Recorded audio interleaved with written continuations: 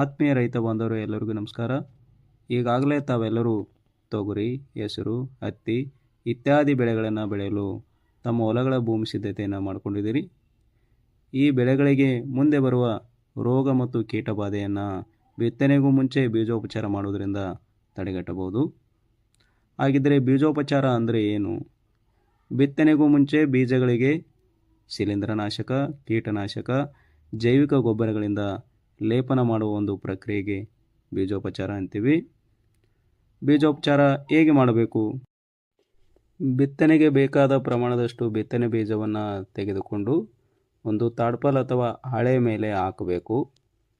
ಬೆಲ್ಲದ ದ್ರಾವಣವನ್ನು ಬೀಜದ ಜೊತೆ ಮಿಶ್ರಣ ಮಾಡಬೇಕು.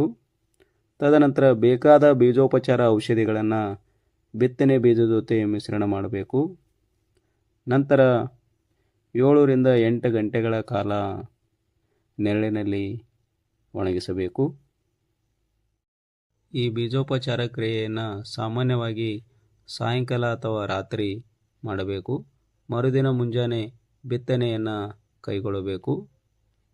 ಶಿಲೀಂಧ್ರನಾಶಕ, ಕೀಟನಾಶಕ, ಜೈವಿಕ ಗೊಬ್ಬರಗಳಿಂದ ಬೀಜೋಪಚಾರ ಮಾಡ್ತಿದ್ದರೆ ಮೊದಲು ಶಿಲೀಂಧ್ರನಾಶಕದಿಂದ ಬೀಜೋಪಚಾರ ಮಾಡಿ 1 ತಾಸು ನೆರಳಿನಲ್ಲಿ ಬಿತ್ತನೆ ಬೀಜವನ್ನು ಒಣಗಿಸಬೇಕು.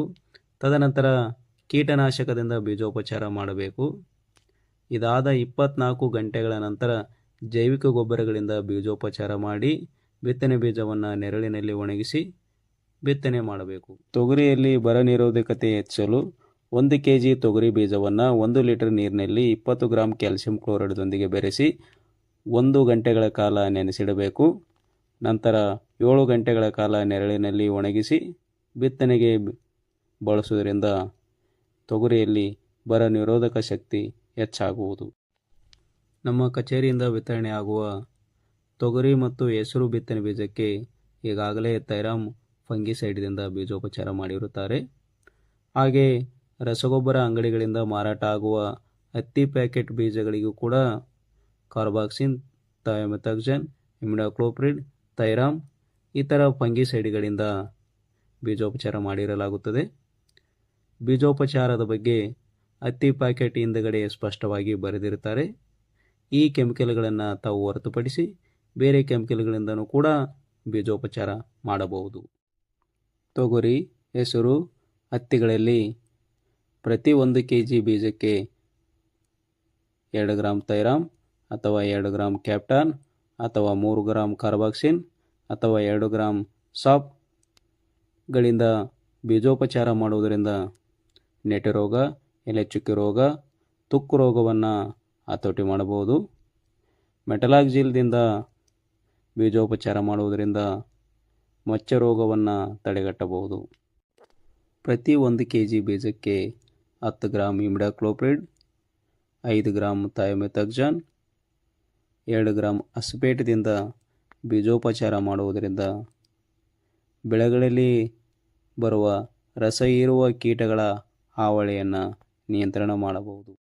ಜೈವಿಕ ಗೊಬ್ಬರಗಳಾದ ರೈಜೋಬಿಯಮನ್ನು ದ್ವಿದಳ ಧಾನ್ಯಗಳಾದ ತೊಗರಿ, ಹೆಸರು ಪ್ರತಿ kg ಬೀಜಕ್ಕೆ 200 ಗ್ರಾಂರಂತೆ ಬೀಜೋಪಚಾರ ಮಾಡಿ ಬಿತ್ತಬೇಕು. ಹಾಗೆ ಏಕದಳ ಧಾನ್ಯಗಳಿಗೆ ಮತ್ತು ಹತ್ತಿ, ಕಬ್ಬಿಗೆ ಅಜೋಸ್ಪೈರಿಲಮ್ ಪ್ರತಿ 1 kg ಬೀಜಕ್ಕೆ 200 ಗ್ರಾಂಗಳಂತೆ ಬೀಜೋಪಚಾರ ಮಾಡಬೇಕು. ಅದೇ ರೀತಿ ಅಜೋಟೋಬ್ಯಾಕ್ಟರ್ ಈ ಒಂದು ಬಯೋಫರ್ಟಿಲೈಸರನ್ನು ತರಕಾರಿ ಮತ್ತು ಹಣ್ಣಿನ ಬೆಳೆಗಳಿಗೆ ಉಪಯೋಗಿಸಬಹುದು. ಈ ಎಲ್ಲ ಜೈವಿಕ ಗೊಬ್ಬರಗಳು ವಾತಾವರಣದಲ್ಲಿರುವ ಸಾರಜನಕವನ್ನು ಸ್ಥಿರೀಕರಿಸಿ ಬೆಳೆಗಳಿಗೆ ಒದಗಿಸುವುದರಿಂದ ಬೆಳೆಗಳು ಸದೃಢವಾಗಿರುತ್ತವೆ. ಬೆಳೆಗಳಿಗೆ ಶಿಫಾರಸು ಮಾಡಿದ 50% ಸಾರಜನಕವನ್ನು ಜೈವಿಕ ಗೊಬ್ಬರಗಳು ಬಳಸುವುದರಿಂದ ನಾವು ಉಳಿಸಬಹುದು. ಫಾಸ್ಫೇಟ್ ಸಾಲ್ಯುಬಲೈಜಿಂಗ್ ಬಯೋಫರ್ಟಿಲೈಸರನ್ನು ಎಲ್ಲ ಬೆಳೆಗಳಿಗೆ ಪ್ರತಿ 1 kg ಬೀಜಕ್ಕೆ 200 ಗ್ರಾಂಗಳಂತೆ ಬಳಸುವುದರಿಂದ ಸರಳವಾಗಿ ಫಾಸ್ಫರಸ್ ಒದಗಿಸಬಹುದು. ಜೈವಿಕ ಗೊಬ್ಬರಗಳ ಬಳಕೆಯಿಂದ ಯೂರಿಯಾ, DAPಗಳ ಮೇಲೆ ಆಗಿರುವ ಅವಲಂಬನೆಯನ್ನು ಕಡಿಮೆ ಮಾಡಿ ಗೊಬ್ಬರಗಳಿಗೆ ವ್ಯಯ ಮಾಡುವ ಖರ್ಚನ್ನು ಉಳಿತಾಯ ಮಾಡಬಹುದು. ಟ್ರೈಕೋಡರ್ಮಾ ಶಿಲೀಂಧ್ರನಾಶಕವನ್ನು ಪ್ರತಿ 1 kg ಬೀಜಕ್ಕೆ 10 ಗ್ರಾಂ ಬೀಜೋಪಚಾರ ಮಾಡುವುದರಿಂದ ನೆಟೆ ರೋಗ, ಬುಡಕೊಳೆ ರೋಗ, ಮಚ್ಚ ರೋಗವನ್ನು ತಡೆಗಟ್ಟಬಹುದು. ಕೆಲವೊಂದು ರೋಗ ಮತ್ತು ಕೀಟಬಾಧೆಗೆ ಬಿತ್ತುವ ಮುಂಚೆನೇ ಹತೋಟಿ ಕ್ರಮಗಳನ್ನು ಕೈಗೊಂಡಾಗ ಮಾತ್ರ ಉತ್ತಮವಾಗಿ ನಿರ್ವಹಣೆ ಮಾಡಲು ಸಾಧ್ಯ. ಬೀಜೋಪಚಾರ ಮಾಡುವುದರಿಂದ ಉಪಕಾರಿ ಸೂಕ್ಷ್ಮಾಣುಜೀವಿಗಳ ಸಂಖ್ಯೆ ವೃದ್ಧಿಯಾಗಿ ಅಪಕಾರಿ ಸೂಕ್ಷ್ಮಾಣುಜೀವಿಗಳ ಸಂಖ್ಯೆ ಕಡಿಮೆ ಆಗುವುದರಿಂದ ಬೆಳೆಗಳಲ್ಲಿ ರೋಗ ಮತ್ತು ಕೀಟಬಾಧೆ ಕಡಿಮೆ ಆಗುತ್ತದೆ ಮತ್ತು ಶೇಕಡಾವಾರು ಮೊಳಕೆ ಪ್ರಮಾಣ ಜಾಸ್ತಿ ಆಗುತ್ತದೆ.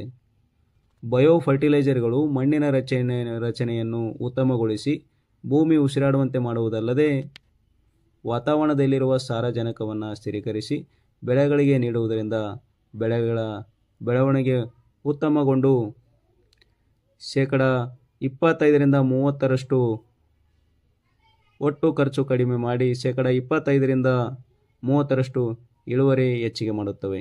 ಹಾಗಾಗಿ ತಾವೆಲ್ಲರೂ ಬೀಜೋಪಚಾರ ಮಾಡಿ ಬಿತ್ತನೆ ಮಾಡಿ ಎಂದು ಹೇಳಲು ಬಯಸುತ್ತೇನೆ. ಜೈ ಕಿಸಾನ್.